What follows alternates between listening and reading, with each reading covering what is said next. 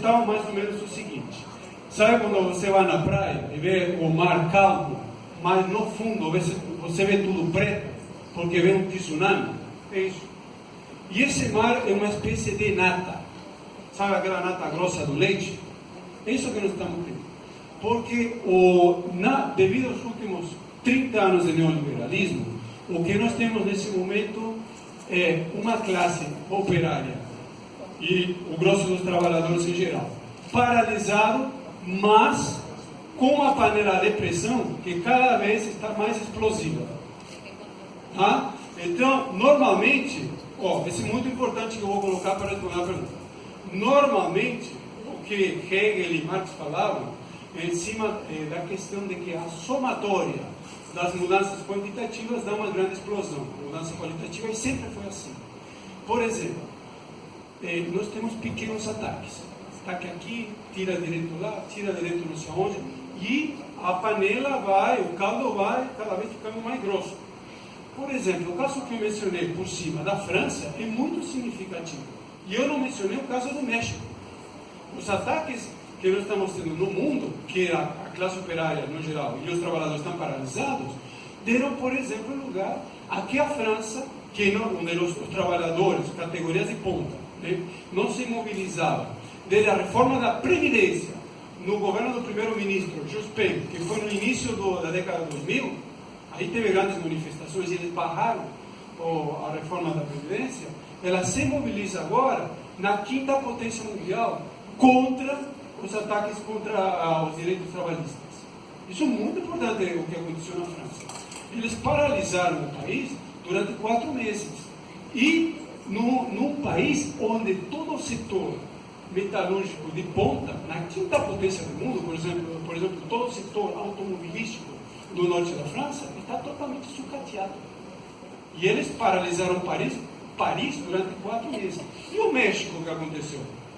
O México já está na América Latina. E México é um governo Temer, paralisado nesse momento, imposto em 2012 pelos Estados Unidos. Lá tinha uma agenda de 3 ou 4 reformas. Reforma trabalhista passou por meio do Pacto México, que era um acordo de todo o espectro dos partidos integrados ao regime, da direita à esquerda. A reforma do petróleo, a entrega da Pemex, a Petrobras mexicana, passou também. Integralmente eles entregaram aí, isso, principalmente norte-americano, isso gerou um prejuízo violento de Pemex no ano passado. Agora, e a reforma da educação? Eles queriam entregar a educação para os grandes povos do setor da educação imperialista. O que aconteceu? Não sei se vocês viram na televisão. A resistência foi tão grande, principalmente em 2 estados, o estado de Oaxaca, que fica no sul do México, e o estado de Guerrero, que fica na parte onde fica Acapulco. Eu conheço bem isso porque eu morei no México. Mas o ponto que acontece? Eles fizeram grandes ataques para tentar privatizar. Eles resistiram a todos esses ataques. Vocês devem ter visto no ano passado o massacre dos estudantes do magistério, onde a própria polícia matou 45 estudantes de magistério no estado de Guerrero. E eles continuam resistindo à reforma. No mês passado, eles tinham feito barricadas nas BRs deles, do estado de Oaxaca, contra a privatização da educação, e veio a polícia de choque e o exército para acabar com dessas barricadas, matou 40 pessoas, 40 professores. O que os professores fizeram? O exército passou, eles reconstituíram as barricadas e falaram: nós não vamos levantar isso nunca. Dessa maneira, o governo de Peña Nieto praticamente implodiu e ele não está conseguindo entregar a educação nem passar pela próxima reforma, que era a agenda dele, que era a entrega do setor elétrico.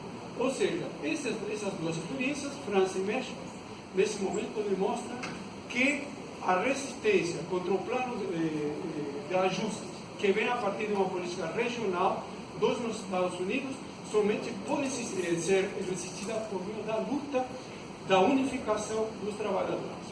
Aqui 2 considerações importantíssimas. A mídia, a imprensa burguesa, ela tem muita força, obviamente, porque ela tem o domínio do capital. Mas, ao mesmo tempo, os grandes capitalistas, eles têm um abacaxi na mão. E esse abacaxi na mão se chama economia. A economia capitalista mundial não funciona, que nem os companheiros explicaram, principalmente o Felipe, é uma economia ultra parasitária.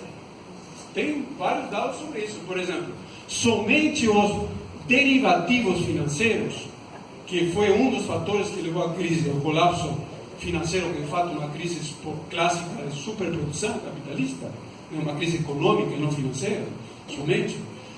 Os derivativos financeiros movimentam mais ou menos 800 a 1.000 trilhões, ou seja, 1 quadrilhão de dólares por ano. A economia mundial movimenta 75 bilhões, ou seja, nós temos somente com o principal componente do parasitismo financeiro 15 vezes a economia mundial. E isso é um abacaxi. Esse é um problema. Um ponto fundamental aqui. Nesse momento, nós nos assustamos porque está tudo paralisado. Nós caímos numa desmoralização. No Brasil, isso aumenta pelos dois fatores que eu mencionei. A traição da cúpula do PT e da Frente Popular como um todo, e os mecanismos que o governo Temer está implementando para manter a população paralisada. O governo Temer não ataca ainda forte os trabalhadores.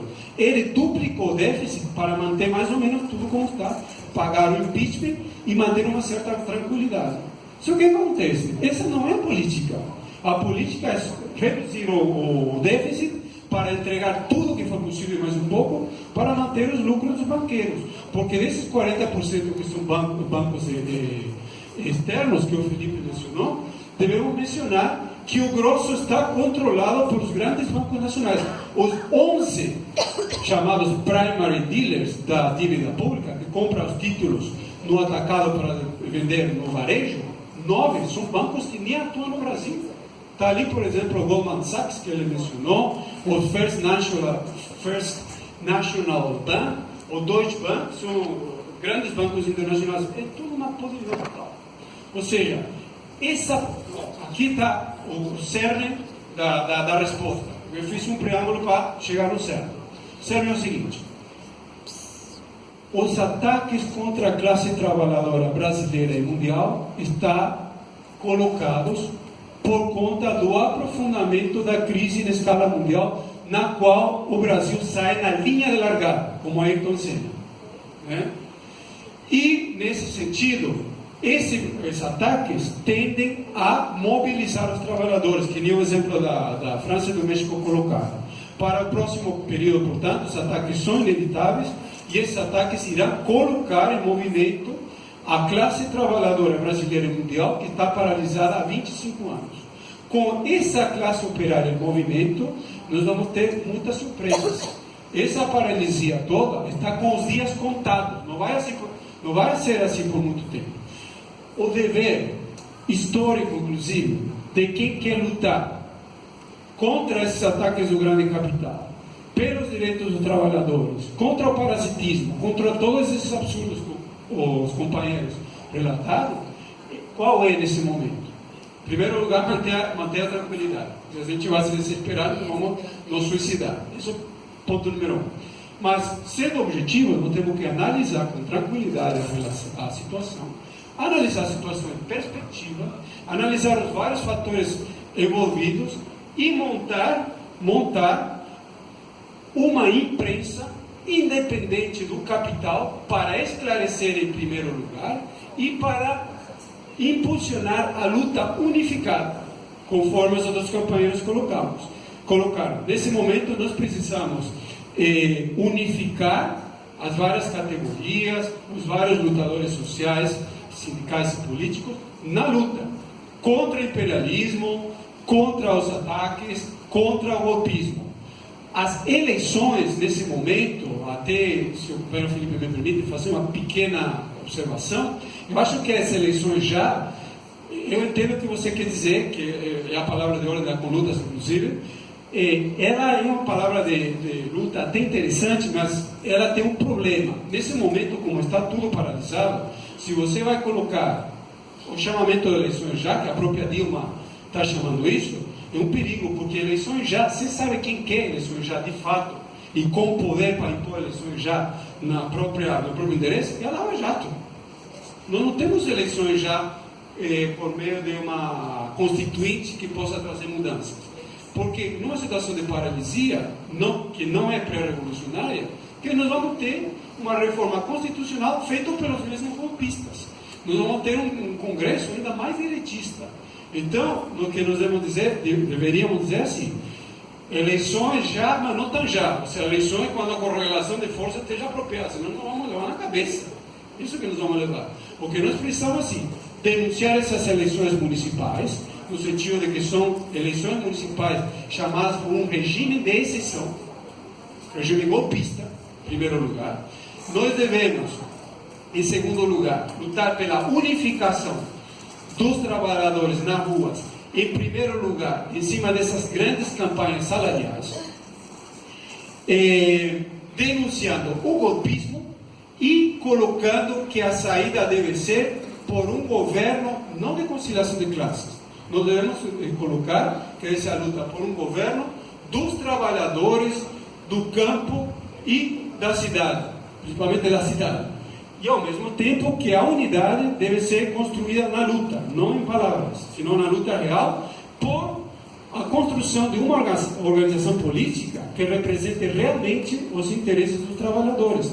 Tem que ser isso por um partido político, operário, revolucionário de massas, contra todos os setores da burguesia pró-imperialista e nacional.